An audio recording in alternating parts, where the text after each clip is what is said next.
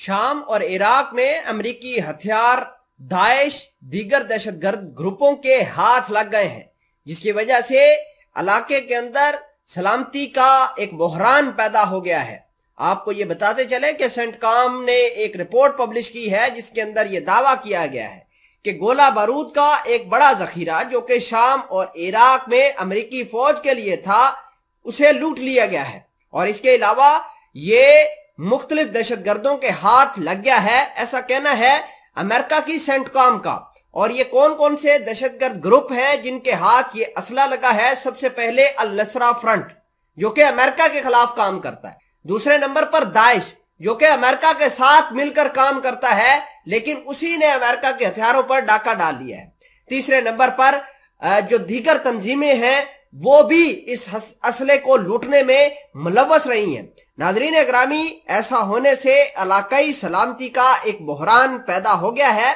Report के अंदर यह दरखास्त की गई है कि इस मुजरमाना हरकत का एक जामिया प्लान बनाना चाहिए और जो जो मुलव्वस है उसके खिलाफ एक्शन लेना चाहिए। आपको यह बता दें कि अमेरिका की फौजी हार्डवेयर बशमूल तोपखाने के साजो सामान, गैर मुआयना हथियार के निजाम और खसूसी तौर पर गोला बारूद समेत लाखों डॉलर मालियत का सामान हाल फिलहाल में चोरी किया गया है। 2 अप्रैल को इंफॉर्मेशन एक्ट का इंकशाफ हुआ था। नाजरीन ग्रामी, ये खबर आने के बाद अमेरिका का ये जो पोल है कि उसके हथियार बहुत ज्यादा महफूज हाथों में है, ये भी खुल गया है।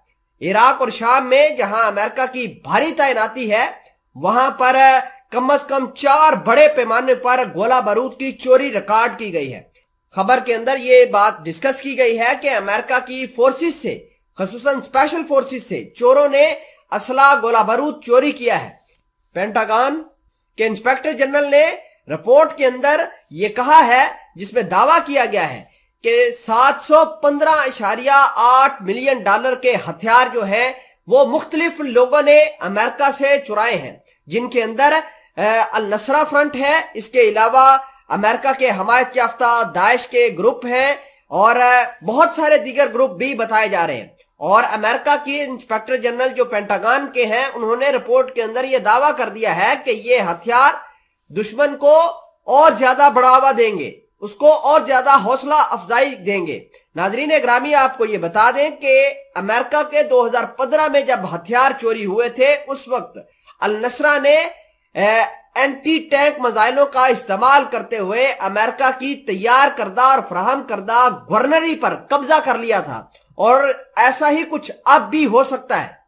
अमेरिका जो दावा करता है कि उसके हथियार सेफ हैंड्स के अंदर हैं, महफूज हाथों में हैं, तो यह दावा आज उसका पोल खोलता है।